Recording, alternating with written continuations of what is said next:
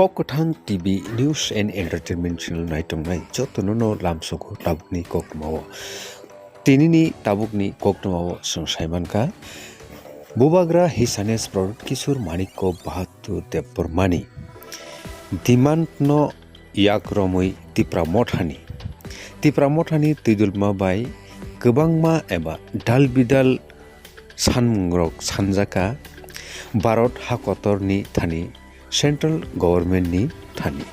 aboni bisingo inner line permit wngkha belekheno important kaisa demand a demand no rwksawino chajagya wngwi eba selengwi borom gwnangjak khoroksa kok sanani chaitokha eba bini wansukma rokno share khainani chaitokha phaidekai khanainai leno a selengmani eba sana musungjakmani koktuma rokno নমস্কার আমরা ত্রিপুরা রাজ্যবাসী অনেকে অবগত আছি তিপ্রামথা দলের মুখ্য দাবি হচ্ছে greater Tipraland এবং বর্তমানে 8ই মার্চ ভারতীয় স্বরাষ্ট্রমন্ত্রীজির কাছে তিপ্রামথা দলের মুখ্য শ্রী প্রদ্যুৎ কিশোর দেববর্মন 16টি দাবি পেশ করেছেন তার মধ্যে হলো একটি ইনার লাইন পারমিট আর এই ইনার লাইন পারমিট সম্পর্কে হয়তো ত্রিপুরা রাজ্যবাসীর সকলের ধারণা নেই তো ইনার লাইন পারমিটটা কি সেটা আমি আজকে এই ভিডিওটিতে তুলে ধরছি ইনার লাইন পারমিট শব্দগুলো থেকে বোঝা যাচ্ছে যে এটা এডিসি এলাকার ভেতর দিয়ে যাতায়াতের জন্য অনুমতিপত্র একে আরও সংক্ষেপে যদি বলি তাহলে ভিসা এতে উল্লেখ থাকবে কে যাবে কোথায় যাবে কেন যাবে কতদিন থাকবে ইত্যাদি পারমিটে উল্লেখিত কোনো শর্ত লঙ্ঘন করলে 1 বছর পর্যন্ত জেল বা 1000 টাকা পর্যন্ত জরিমানা বিধান রয়েছে আবার পুলিশ কর্তৃপক্ষ কোনো কারণ না দেখিয়েও পারমিট বা পাস বা ছাড়পত্র বাতিল করতে পারেন ত্রিপুরা রাজধানী আগরতলা থেকে উত্তরে ধর্মনগর ও দক্ষিণে সাবরুম পর্যন্ত জাতীয় সড়ক দিয়ে যেতে এডিসি এলাকায় 9 বার ঢুকতে ও বের হতে হবে আর এছাড়া এডিসি এলাকায় যাতায়াতের সময় বাঙালিদের সকলকে ইনার লাইন পারমিট গলায় ঝুলিয়ে রাখতে হবে কারণ এডিসি দ্বারা পরিবেষ্টিত ত্রিপুরা রাজ্যের সমস্ত জায়গায় তো ত্রিপুরায় যদি ইনার লাইন পারমিট চালু হয় তখন বাঙালিদের দুর্ভোগ আরও বেড়ে যাবে ত্রিপুরার প্রতিটি ক্ষেত্রে এডিসি এলাকায় ঢুকতে রাস্তায় গেট করা হবে সেই গেটে পাহারা থাকবে এডিসির উপজাতি পুলিশ এডিসি এলাকায় ট্রাক জিপ বাস কার গাড়ি বা লোক ঢুকতে ইনার লাইন পারমিট দেখাতে হবে ওই পারমিট ইস্যু করবে এডিসি কর্তৃপক্ষ প্রতিটি পারমিটের ফিস ন্যূনতম 150 থেকেও বেশি হতে পারে মিজোরাম রাজ্যে প্রথম ইনার লাইন পারমিটের ফিস ছিল 2 টাকা সেপ্টেম্বর 2000 সালে তা বাড়িয়ে করা হয় 120 টাকা 20 টাকা ফর্মের দাম ও 100 টাকা ফিস ভবিষ্যতে তা হয়তো আরও বাড়াবে তো এইভাবে এই যে ইনার লাইন পারমিটের যে চালুর দাবির কথা বলেছেন তো আমরা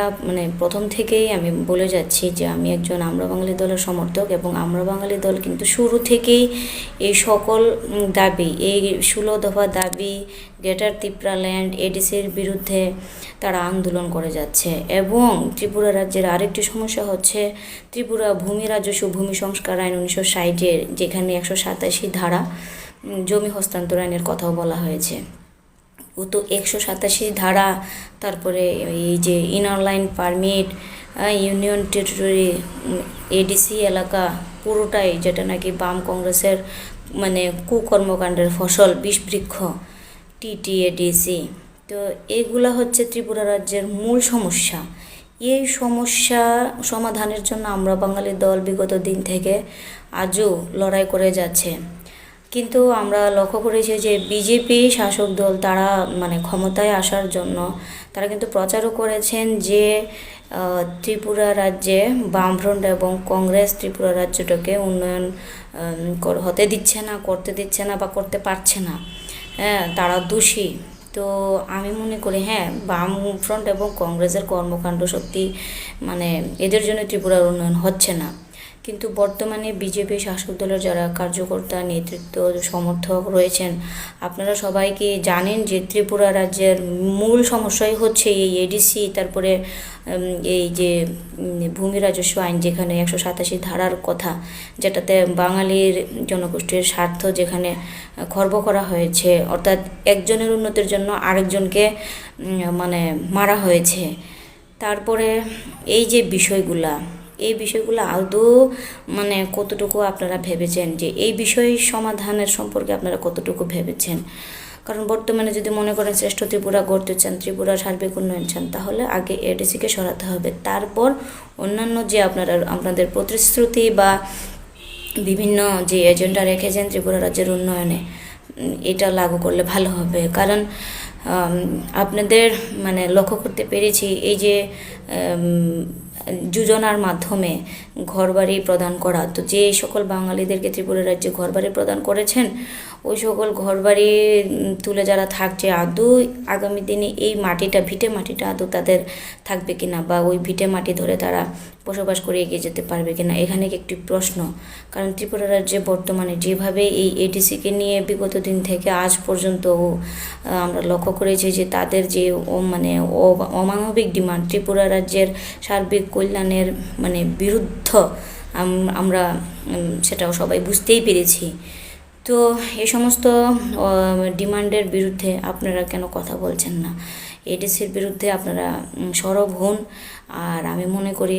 তাড়াতাড়ি এর একটা আশু সমাধান করুন। আর আমরা জানি যে আমরা বাঙালি দলটার প্রবর্তকই হয়েছেন মহান দার্শনিক ঋষি শ্রী প্রভাত রঞ্জন সরকার, এবং ওনারই দেওয়া সামাজিক অর্থনৈতিক দর্শন প্রাউটের বাস্তবায়নের মাধ্যমে ত্রিপুরা রাজ্যের সার্বিক কল্যাণ সাধন করতে চায় আমরা বাঙালির দল। তো যদি আজকে বিজেপি দল যদি আমি মনে করি এই জায়গাতে এডিসির ব্যাপারে, মূল সমস্যার ব্যাপারে না ভাবেন, না চিন্তা করেন, এবং এই সমস্যা সমাধানের কথাও যদি না ভাবেন, তাহলে কিন্তু আমি মনে করি যে এইভাবে আমাদের সময় এবং শক্তি মানে নষ্টই করা হবে, অর্থাৎ আউটপুট জিরোই আসবে। কারণ মূল সমস্যার সমাধান ছাড়া উন্নতি যেহেতু সম্ভব নয়, সেখানে আমি মনে করি সকল সমর্থকদের, সকল রাজ্যবাসী আপনাদের সজাগ হতে হবে। আর আমরা বাঙালি দল সত্যিকার অর্থেই যেহেতু উন্নয়ন চাইছে, আমি মনে করি সেই দলের কথা আপনারা চিন্তা করুন, দলটাকে সাজান, দলটাকে নিয়ে আপনারা কাজ করে ত্রিপুরার উন্নয়নে আপনারা এগিয়ে আসুন। আপনারা এই দলটাকে গ্রহণ করে আপনারাই এই দলটাকে চালান, সবাই মিলে চালান। তো ঠিক আছে, আজকের আমার এই ভিডিও বার্তাতে এই আমার আবেদন আপনাদের কাছে, রাজ্যবাসীর কাছে। আপনারা স্বয়ং বিচার করুন, স্বয়ং সিদ্ধান্ত নিন আপনাদের এখন কোনটা করা উচিত। ধন্যবাদ, নমস্কার।